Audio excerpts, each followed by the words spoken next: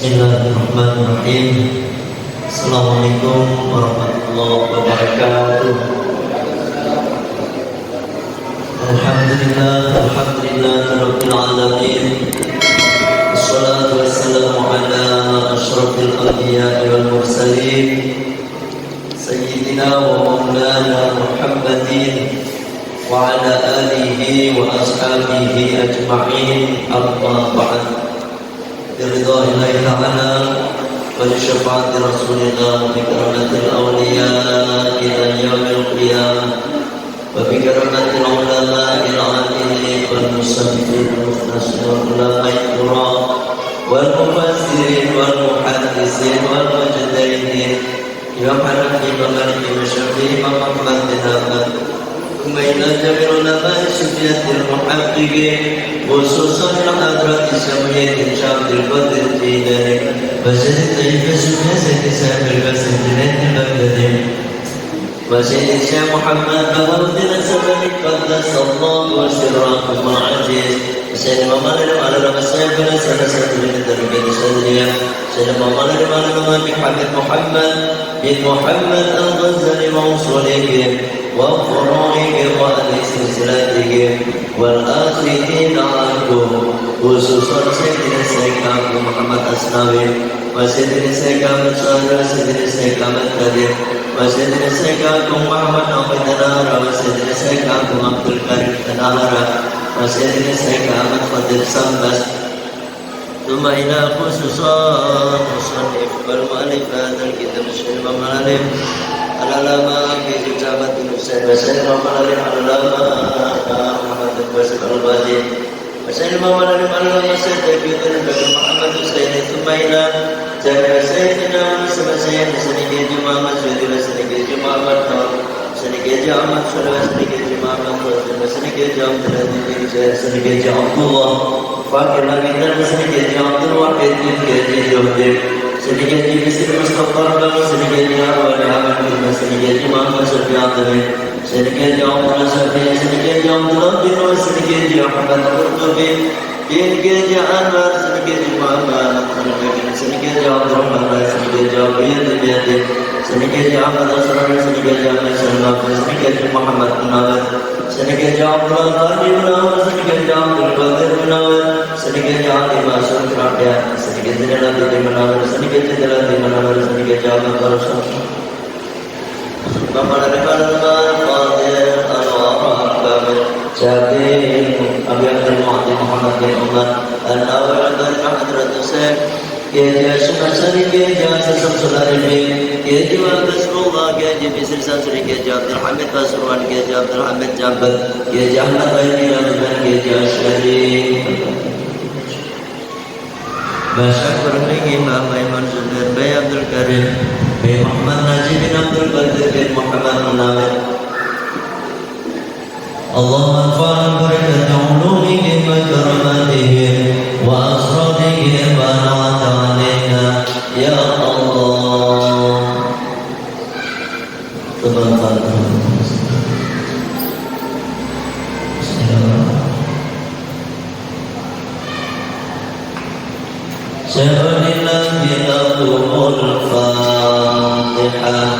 أعوذ بالله من الشيطان الرجيم بسم الله الرحمن الرحيم الحمد لله رب العالمين الرحمن الرحيم مالك يوم الدين إياك نعبد وإياك نستعين اهدنا الصراط المستقيم صراط الذين أنعمت عليهم غير المغضوب عليهم ولا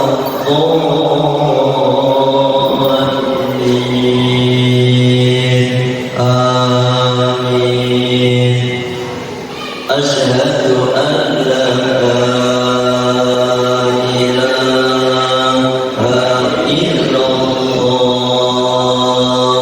وأشهد أن محمد رسول الله أشهد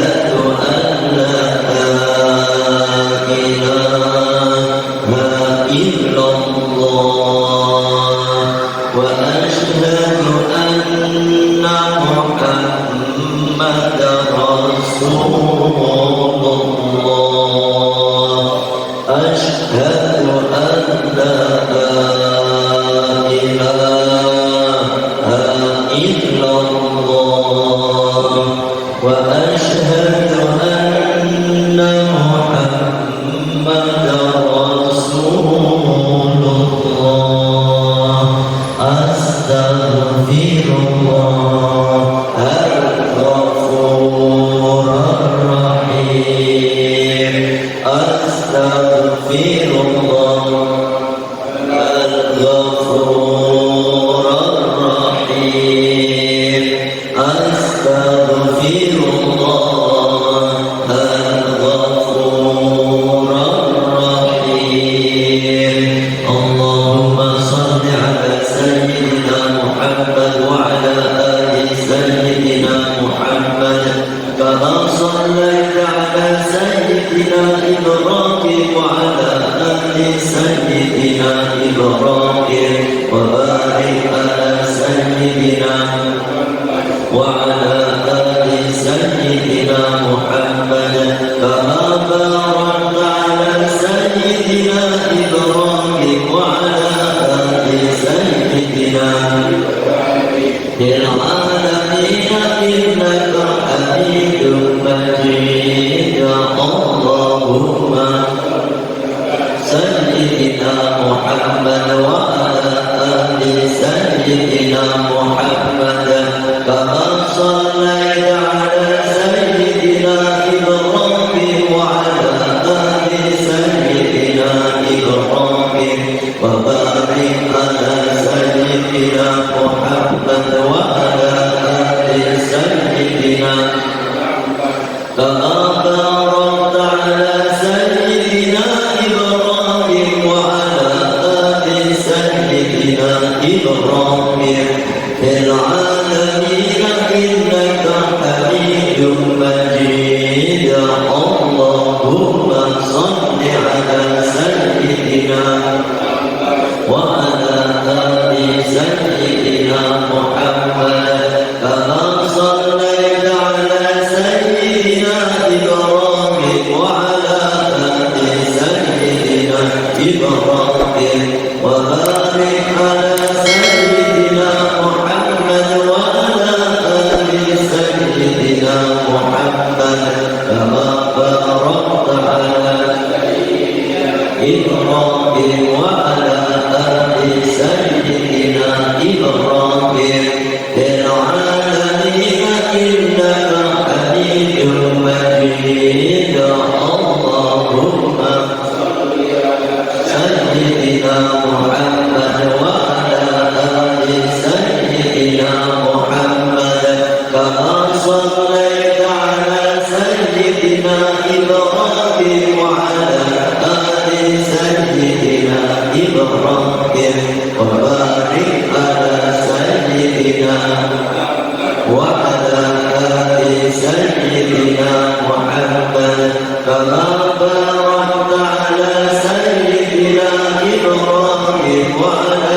آل سيدنا العالمين إنك حميد مجيد اللهم صل على سيدنا محمد وعلى آل سيدنا محمد كما صليت على سيدنا إبراهيم وعلى آل سيدنا إبراهيم وبارك على سيدنا محمد وعلى آل سيدنا محمد كما باركت على سيدنا إبراهيم وعلى آل سيدنا إبراهيم في العالمين إنك حميد مجيد يا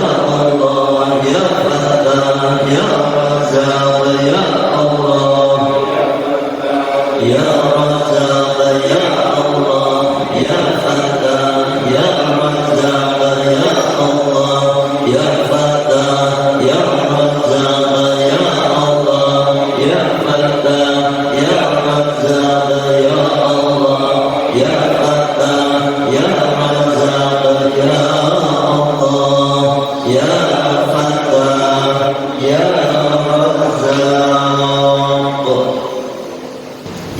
Kita lanjutkan ngaji kita masih hukum memandang seorang laki-laki kepada perempuan. Ya, semuanya ada 7 hukum melihat perempuan. Yang pertama yang sudah kita bahas yaitu melihat orang lain, perempuan lain tanpa ada hajat, maka hukumnya haram. Yang kedua, melihatnya seorang laki-laki kepada istrinya atau kepada budak perempuannya, maka boleh melihat semuanya kecuali kepada farjinya. Dan melihat kepada farji ini hukumnya makruh, bukan haram kalau melihat kepada istrinya. Yang ketiga yaitu melihatnya seorang laki-laki kepada wanita yang masih ada hubungan mahram atau haram dinikah, maka boleh melihat seluruh badannya kecuali antara pusat dan kedua lututnya. Jadi kalau kita melihat ibu kita, melihat anak-anak perempuan kita, melihat saudara perempuan kita, semuanya boleh melihat. Rambutnya semuanya gak masalah, kecuali antara pusar dan kedua lututnya, ya gak boleh. Kalau yang lainnya boleh. Itu yang ketiga.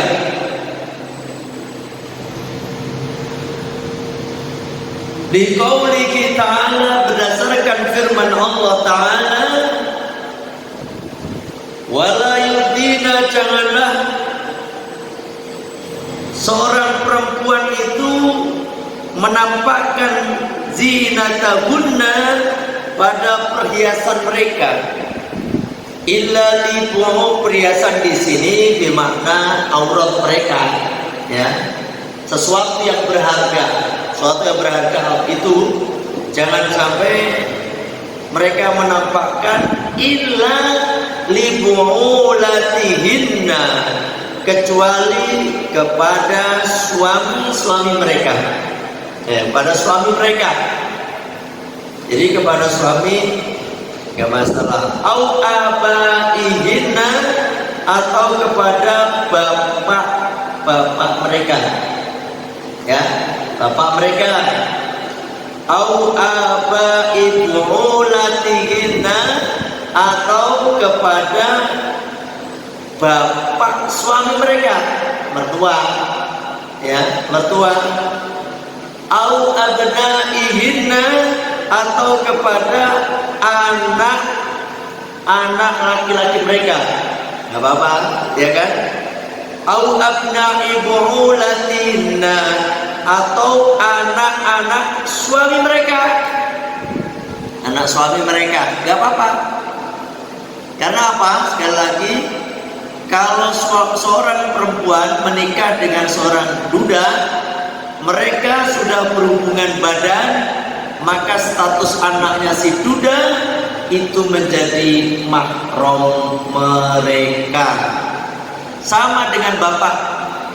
Bapak menikahi seorang janda, ya, menikahi seorang janda. Janda itu punya anak perempuan, dengan syarat janda itu udah hubungan badan dengan kita, udah berkumpul dengan kita dan hubungan badan, maka anak-anak si janda itu mahram kita, gitu. Tapi kalau ibunya atau si janda tadi belum tidur bareng, maka anak itu statusnya belum mahram, gitu, ya. Itulah dasar daripada melihat seorang laki-laki yang mempunyai mahram, ya. Yang keempat sekarang, warabiu, adapun Hukum memandang seorang laki-laki kepada perempuan yang keempat, an-nadharu, melihat li ajli nikahi, melihat seorang perempuan untuk dinikahi. Gitu, kita melihat perempuan yang mau kita nikahi. Istilahnya ta'aruf, perkenalan, pertemuan. Nah, fayajuzu, maka boleh ilal wajhi, melihat kepada wajah, wal kaffaini, dan kedua telapak tangannya. Nah, nih Pak, ini yang pengen nikah lagi, nih siapa tahu nambah lagi, yang pengen nambah lagi boleh. Bapak lihat tuh calon istri, ya, boleh kita lihat wajah mereka, boleh kita lihat kedua telapak tangannya. Selain itu nggak boleh mentang-mentang mau jadi istrinya, mau dinikahinya, langsung udah deh, situ kan calon istri saya pengen tahu situ punya cacat apa enggak, mangga dibuka bajunya, enggak boleh. Seenak kalau kedewe, ya kan, apalagi dicobain. Neng, saya pengen tahu situ masih perawan atau masih, kalau udah atau udah nggak perawan, saya pengen tahu Neng. Kalau masih perawan berarti nanti saya jadi nikah, kalau nggak perawan saya nggak jadi nikahin. Oh, itu sempurna namanya. Laki-laki model kayak begitu. Yang merawani ya dia itu yang ujung-ujungnya, ya kan? Nggak boleh. Dan seorang perempuan ketika mau dinikahi dan si laki-laki nanya, Neng masih perawan atau apa, masih perawan atau sudah nggak perawan Neng? Seorang perempuan harus ngomong apa adanya. Saya udah janda anak 3, ya berarti ya nggak perawan nama gitu. Ini kalau laki-laki udah tahu punya anak, kok nanya masih perawan apa enggak, ya berarti laki-laki ini nggak beres berarti, ya. Jadi seorang perempuan nggak boleh menyembunyikan perawan atau tidak perawan. Cuma sekali lagi Pak, namanya perawan itu nggak bisa dilihat dia udah hubungan apa belum. Untuk saat ini loh, orang perempuan, seorang perempuan yang olahraganya ketat, pesilat misalnya, itu bisa udah nggak perawan loh. Atau yang perempuan hobinya sepedahan, apa namanya, goes, ikut grup goes tingkat RT ikut, RW ikut, sampai kecamatan ikut dia. Ini perempuan kayak gini kemungkinan udah nggak perawan. Kok bisa begitu ya nggak tahu. Saya pernah membaca, gitu loh, ya. Atau jatuh itu bisa menyebabkan nggak perawan. Jadi jangan menjadi tolok ukur ya perawan apa ya. Tapi kalau misalnya bahwasanya perempuan itu udah pernah hubungan, harus ngomong apa adanya. Jangan sampai nanti suaminya kecewa gitu loh, ya. Jadi kembali ke pembahasan yang keempat ini, melihatnya seorang laki-laki kepada perempuan yang untuk dinikahi, maka boleh dia melihat wajah dan kedua telapak tangannya. Melihat kakinya nggak boleh. Kalau itu melihat punggungnya di panuan apa kagak gitu, nggak boleh Pak. Oh, boleh punggungnya, paham ya?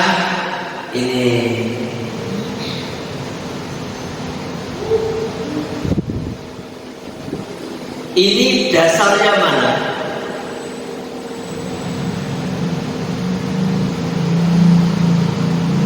Rawatlah beriwayatkan Al-Bukhari, Imam Bukhari, hadis 4833, wa Muslim dan Imam Muslim, hadis 1425, an Sahal bin Sa'ad radhiyallahu an, anna imra'atan, bahwasanya kata Sa'ad bin Sa'ad ini,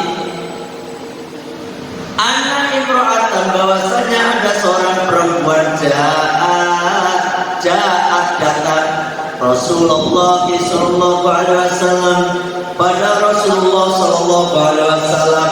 Faqalat, maka ini perempuan berkata, ya Rasulullah, wahai Rasulullah, jitu aku datanglah hafalaka nafsi, aku menyerahkan diriku kepadamu ya Rasul.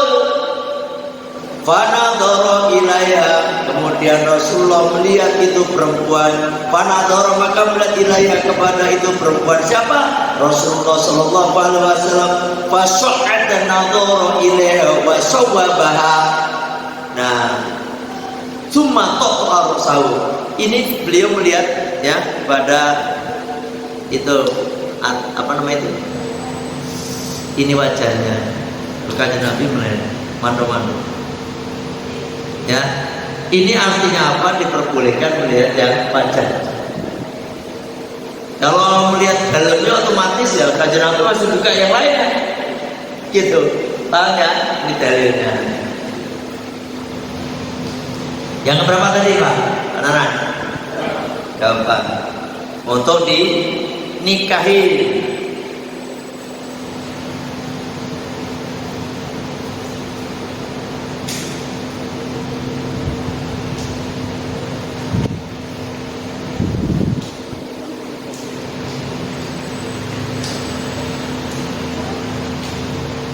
Kita lanjutkan. Ini juga ada hadis Pak lain Pak. Warawat telah meriwayatkan Imam Muslim hadis 1424 an Abi Hurairah radhiyallahu an, dari sahabat Abi Hurairah radhiyallahu an, qala beliau berkata, aku pernah indah Nabi sallallahu alaihi wasallam, ada di sisi kanjeng Nabi sallallahu alaihi wasallam.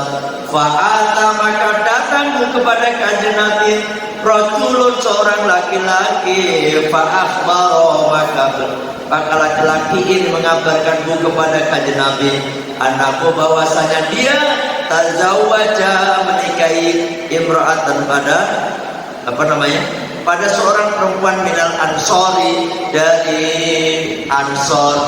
Faqala, oh ini mau menikahi, ini seorang laki-laki tazawwaja mau menikahi seorang perempuan Ansor. Laki-laki datang kepada kanjeng Nabi, terus dia ingin menikahi seorang perempuan dari golongan Ansor, yakni orang asli Madinah. Faqala, maka berkata itu laki-laki, faqala, maka bertanya lalu kepada itu laki-laki, siapa? Rasulullah sallallahu alaihi wasallam. Rasulullah sallallahu alaihi wasallam, anadzarta ilayya, apakah kamu udah melihatnya? Artinya boleh melihat Pak, ya. Qala la, enggak kanjeng Nabi, aku enggak lihat. Ini laki-laki mau menikahi seorang perempuan Ansor, enggak pernah melihat perempuannya. Kanjeng Nabi nyuruh, ya, apakah kamu udah melihatnya? Qala la, qala, kata Nabi, qala, maka kanjeng Nabi dawuh, fadhhab, pergilah, fanzur ilaiha, lihatlah dia. Gitu. Makanya kalau menikah lihat, jangan sampai seperti melihat seperti membeli kucing dalam karung. Nyong, gak tahu isinya. Bukan kucing kan, bisa aja itu. Ya ini istilahnya kalau mau menikah itu karena apa? Lanjutnya hasilnya. Faham fanzur ilaha, pergi dan lihatlah dia. Fa'in ayunil ansori syai'an, maka sesungguhnya pada pandangan orang Ansor itu ada sesuatu. Siapa tahu kamu lihat itu perempuan, nanti ada sesuatu yang bikin kamu gak seret gitu. Bisa jadi kan kamu nanti bisa menggagalkan perkawinan. Tapi kalau seret, lanjutkan. Nah, ini boleh Pak, melihat. Paham nih? Nah ini diperbolehkan. Bapak kalau punya anak perempuan, ada yang lama, terus yang lama itu pengen melihat anak bapak, dipersilahkan.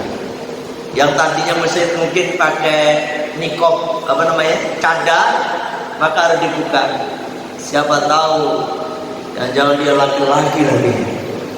Ada nggak pernah lihat berita Solo itu laki-laki pakai nikob, ini cadar, sambil berwudu dia di tempat wudunya perempuan. Habis wudu dia masalah cipika-cipiki, assalamualaikum cipika-cipiki, temu lagi cipika-cipiki. Ada yang satu orang heran, ini perempuan cipika-cipiki terus nih, ya. Akhirnya ada satu perempuan yang curiga, dilaporkan kepada ketua DKM. Langsung perempuan itu diamankan, ditangkap. Udah pakai pakaian hitam itu pak, pakai pakaian hitam, pakai cadar, diamankan di sebuah masjid itu karena dicurigai pak. Karena apa? Karena itu tadi gak biasanya ini cipika-cipiki, semua dicipika-cipiki pak. Aduh, setelah itu dibuka, seret, kumisan pak, kumis ya Allah, sampai kumis jenggotan lagi. Ini gimana? Makanya di desa itu jadi fitnah ya. Kalau pakai cadar dimanfaatkan, itu dia udah untung dia udah cipika berapa perempuan tuh pelukan lagi pak, pelukan. Gak beres, angel nanti kurang, angel ini, ya kan? Makanya nunjukin, jangan asal. Wah, karena laki-laki itu, perempuan kalau pakai cadar bisa bedain nggak? Nggak bisa. Mata sama aja, segini.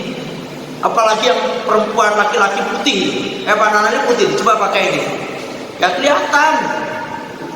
Wah, pelirian mata pelirik itu, laki-laki sangat udah pakai ini. Gak taunya kumisan, ya gitu. Nah ini makanya boleh membuka wajahnya dan kedua telapak tangannya, kakinya kagak boleh, gitu. Ada yang ditanyakan, yang nggak jelas nih. Ada, ya. Ini semua itu berlaku buat perempuan ya. Kalau laki-laki nggak boleh. Maksudnya? Kalau tadi sini bapak sampai dari pusat ke bawah itu kan boleh pemahamnya. Kalau perempuan apa bisa melihat laki-laki itu maksudnya gimana hukumnya? Nih, kalau laki-laki itu auratnya baina surati wa rukbatayhi, antara pusar dan kedua lututnya. Yang lain ini gak aurat nih, laki-laki ini gak aurat. Jangan sampai kesalah loh pak. Melihat makrom itu laki-laki, seorang bapak bisa melihat saudara anaknya perempuan atau melihat saudaranya yang perempuan. Itu wajahnya boleh lihat, ini boleh lihat. Yang gak boleh lihat antara pusar dan kedua sampai kedua lututnya pak, gitu. Kalau yang laki-laki yang bukan makromnya, semua gak boleh lihat, semua gak boleh lihat. Itu yang pertama tuh, gitu ya pak. Si perempuan ini melihat kita nih loh, kita melihat suaminya, lihat suaminya sama-sama dengan hukum perempuan tadi. Kalau melihat suaminya mah apa dilihat juga apa. Seorang istri melihat suaminya apa dibukain nggak apa-apa. Ya sebenarnya sama. Seorang perempuan lihat anunya suami itu juga makro, nggak haram nggak. Makro doang pak. Dipegang, dilihat, dipegang. Nah, lanjutin sendiri lah kalau gitu mah, ya kan? Gak apa-apa, mau diapa-apain meh. Yang penting suaminya sendiri, bukan suaminya tetangga, ya kan? Gak apa-apa. juga saudara-saudaranya semua perempuan lihat saudara hatinya itu sama Pak, Ustaz, perempuan makro juga. Mahram nggak boleh melihat ini kecuali istrinya, suaminya. Jangan sampai balik loh Pak nih. Takut balik ke saya nih. Tanggung jawab ini. Seorang suami boleh melihat seluruh badannya, gitu aja. Boleh melihat apanya, baik boleh melihat.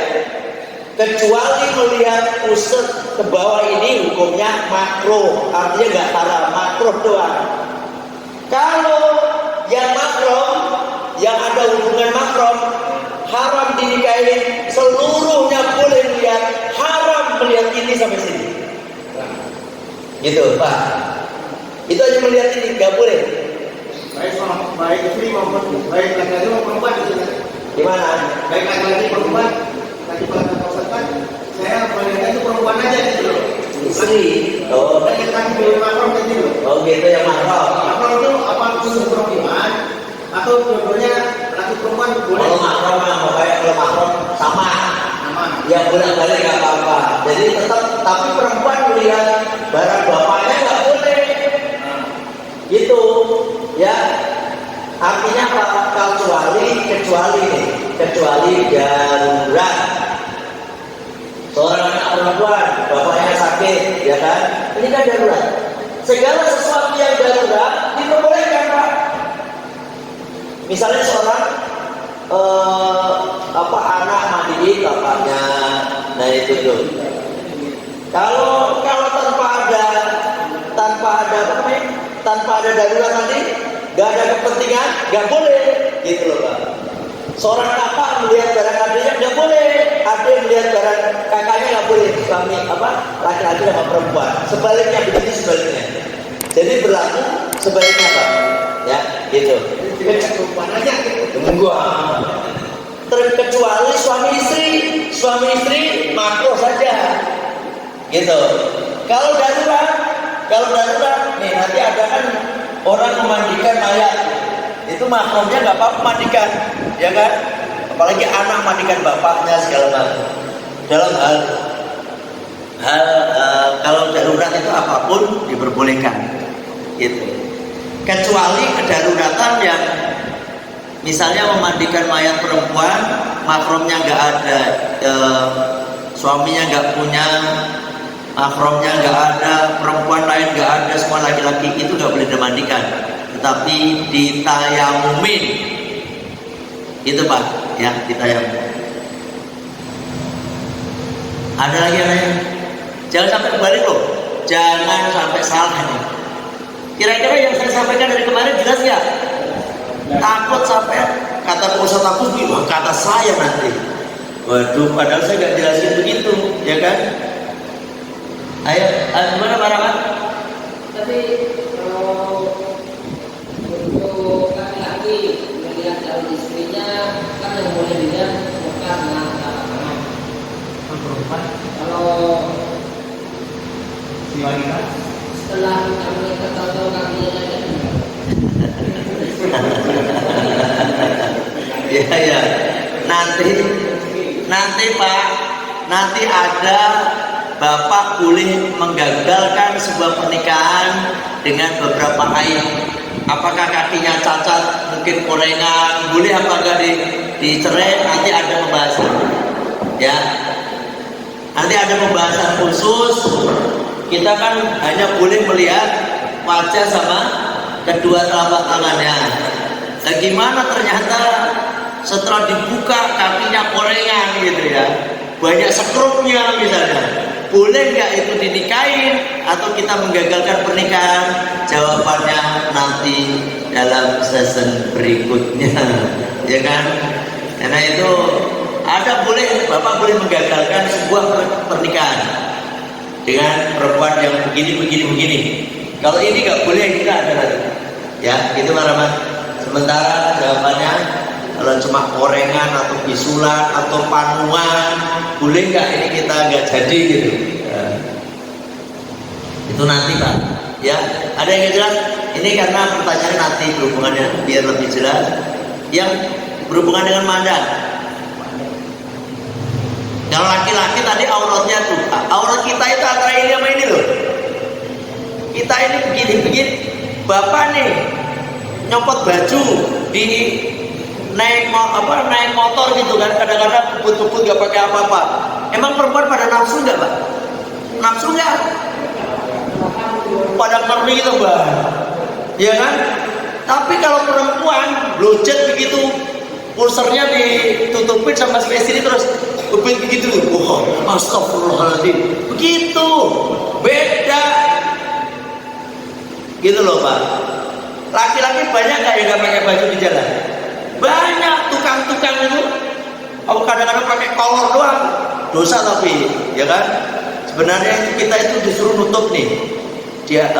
Di luar sholat ataupun di dalam sholat, laki-laki itu wajib menutup nih antara pusar dan kedua lututnya. Artinya kalau main bola, bapak celananya harus di bawah lutut ini. Kalau di sini dosa, gitu loh. Ya, di sini kan ada sekarang celananya cekak-cekak begitu ya. Dosa itu harus di bawah ini. Kalau main bola pakai celana kan nggak enak. Segini lah paling tidak tuh. Coba bapak lihat pemain-pemain Arab ini. Itu biasanya segini, ya kan? Celananya di bawah jengkol, paling tidak jengkolnya tutupan. Ini. Karena aurat kita begitu. Kalau perempuan seluruh tubuhnya itu aurat, masuk rambut. Laki-laki kan enggak.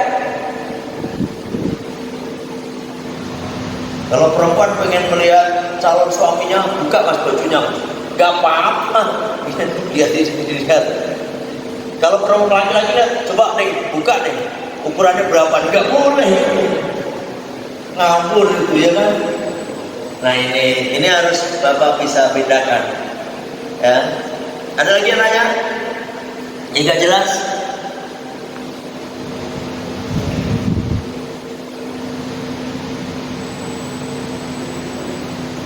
Kalau nggak ada yang ditanyakan, kita lanjutkan. Wal khamisu, adapun hukum memandang seorang laki-laki kepada perempuan. Ya. Kenapa sih laki-laki kepada perempuan? Karena perempuan itu auratnya banyak gitu loh, Pak. Ya. Kalau laki-laki mah nggak terlalu banyak, mana? Ya. Nggak boleh, tapi ini nggak boleh seorang perempuan mau dinikahi terus lihat burungnya, nggak boleh. Saya mau dinikahin mas, tapi dengan syarat saya lihat burungmu dulu, nggak boleh. Ngawur itu. Ya kan, cuma ini doang ya boleh. Karena ini aurat mereka. Gitu ya Pak. Ya nggak apa-apa nih, buka bapak dosa juga akhirnya. Main buka aja, bapak ikut dosa. Berarti perempuan itu kagak beres juga dia mah. Perempuan berani-beraninya kan begitu, ya kan? Mungkin perempuan itu udah janda kali. Kalau perempuan masih perawan mah nggak mungkin, ya kan? Yang kelima, an-nadharu lil mudawamati. Lil mudawati. Mau mati sebenarnya. Lil mudawati. Seorang laki-laki melihat karena untuk mengobati. Fayajuzu, maka boleh itu laki-laki melihat ilal mawadi'i, kepada tempat-tempat alati yang yahtaju, yang hajat ilaiha, kepada itu perempuan. Paham ini Pak? Ini contohnya dokter pengen ngobatin, maka dokter itu boleh melihat anggota tubuh perempuan yang mau diobatin, nggak masalah. Termasuk punten nih, seorang dokter melihat farjinya, itu nggak apa-apa, ya kan? Karena itu yang mau diobatin. Paham nggak nih? Padahal ini perempuan, farji itu atau kemaluannya adalah aurat terbesar bagi dia. Tetapi karena yang sakit itunya, maka dokter boleh melihat itunya. Paham? Apalagi yang lainnya, nggak apa-apa. Yang sakit mana Bu? Ini paha Pak, boleh dibuka, ya kan, diobatin. Tapi nggak boleh buka yang lainnya. Yang sakit mana Bu? Paha itu Pak. Coba buka lehernya. Haram. Buka leher. Ini gimana urusannya nih dokter nih? Yang sakit apa namanya? Paha dibuka leher. Paham ini?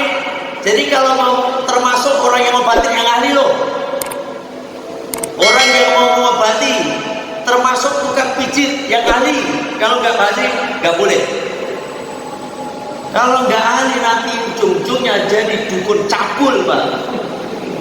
Paham ini? Loh, ngawur ini dukun ngobatin. Aduh Mbak, saya lama nggak punya anak Mbak. Ini udah nikah 15 tahun Mbak, nggak punya anak. Gampang itu Mbak. Ntar malam udah batin sama Mbah ya. Batin sama Mbah, dimandiin, digosok-gosok sama Mbah. Ini yang paling inti nih, yang obatnya ini. Yang ngambilin masih dukunnya itu ujung-ujungnya. Ini bukan anaknya suaminya, haram. Dukun itu bukan spesialis dia. Makanya di sini al-mudawati ini adalah orang yang ahli. Kalau nggak ahli nggak boleh. Paham nih? Ini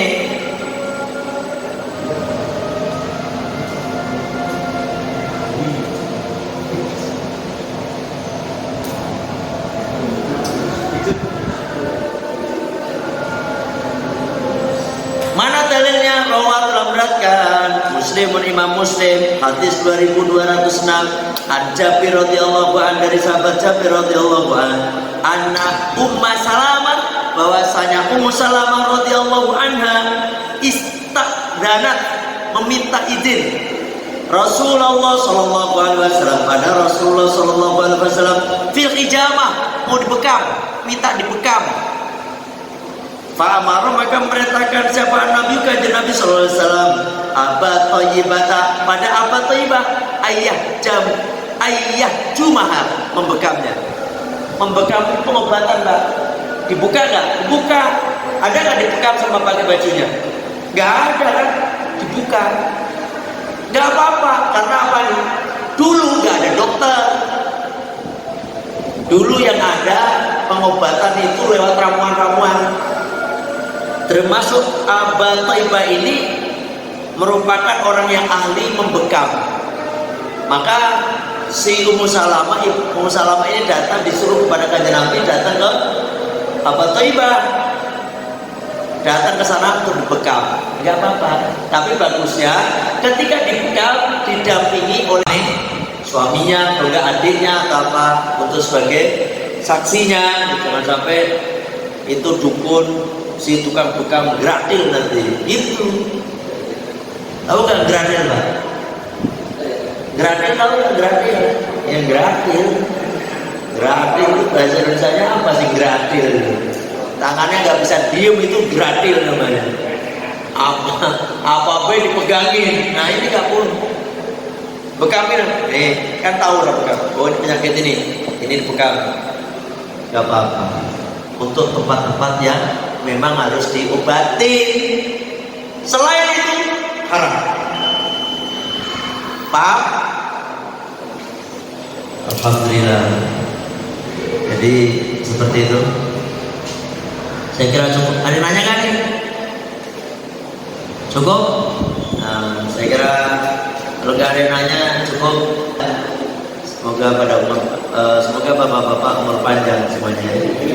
Al-Fatihah. A'udzubillahi minasyaitonir rajim. Bismillahirrahmanirrahim. Alhamdulillahirabbil alamin arrahmanir rahim maliki yaumiddin. Iyyaka na'budu wa iyyaka nasta'in. Ihdinas siratal mustaqim. Siratal ladzina an'amta 'alaihim ghairil maghdubi 'alaihim waladdallin. Amin. Alhamdulillah, kita tutup dengan baca sholawat dan saja istighfar. Bismillahirrahmanirrahim. Wassallallahu ala sayyidina Muhammadin wa ala alihi wa sahbihi wa sallam. Allahumma anta rabbi la ilaha illa anta khalaqtani wa ana 'abduka wa ana ala ahdika wa wa'dika mastata'tu. A'udzu bika min syarri ma sana'tu. Abu'u laka bi ni'matika alayya wa abu'u bi dhanbi faghfirli fa innahu la yaghfiru dhunuba illa anta. Astaghfirullahal azim, astaghfirullahal azim, astaghfirullahal azim. Subhanaka Allahumma wa bihamdika asyhadu an la ilaha illa anta astaghfiruka wa atubu ilaik. Alhamdulillah. Assalamualaikum warahmatullahi wabarakatuh.